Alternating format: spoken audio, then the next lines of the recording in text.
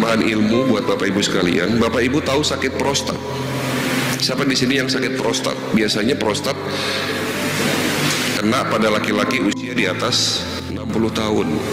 Dan ternyata hasil penelitian, sakitnya prostat ini ada hubungannya dengan gaya hidup yang keliru. Apa gaya hidup yang salah? Kencing berdiri.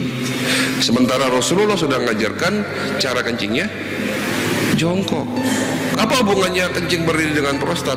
Seseorang yang kebiasaan dari kecil kencing berdiri tentunya akan berpotensi sisa urin itu tidak terbuang. Jadi urin yang ada dalam kandung kemih itu berpotensi akan mengendap di dalam urin, menjadi infeksi.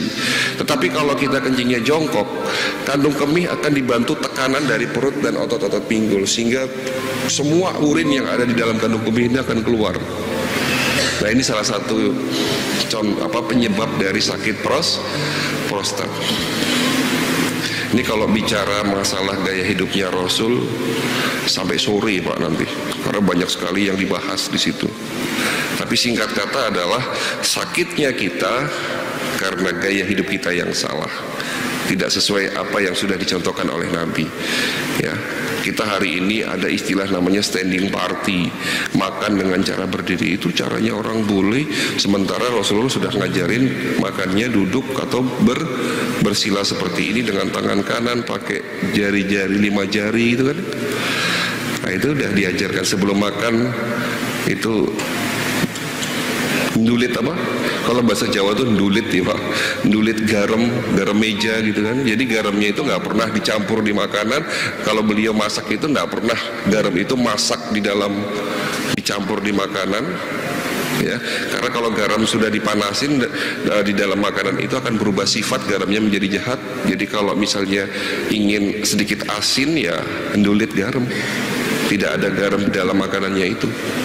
Gitu loh. Itu semua sudah diajarkan oleh Nabi kita. Nabi tidak pernah menggabungkan antara karbo dan protein dalam sekali makan.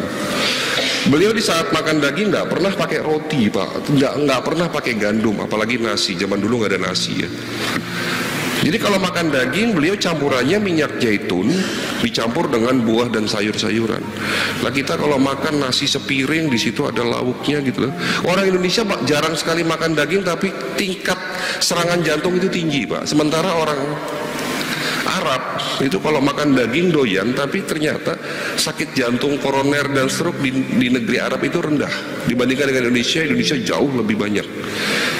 Jadi ternyata tolong perhatikan, kalau Bapak sakit hipertensi, kolesterol tinggi ya, stroke, ya jangan takut sama daging kambing Pak, jangan takut sama sate. Nggak apa-apa makan sate silahkan, nggak apa-apa makan daging kambing. Yang menyebabkan kita sakit itu bukan dagingnya, tapi bumbunya, santannya, garamnya terlalu berlebihan.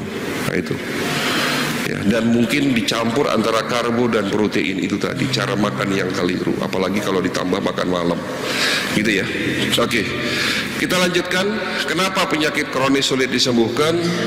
Karena pengobatan yang keliru Bapak Ibu sekalian. Ini semakin menarik nih. Nah, untuk menjelaskan poin 2 ini saya ingin bercerita 3 kasus. Tolong perhatikan kasusnya.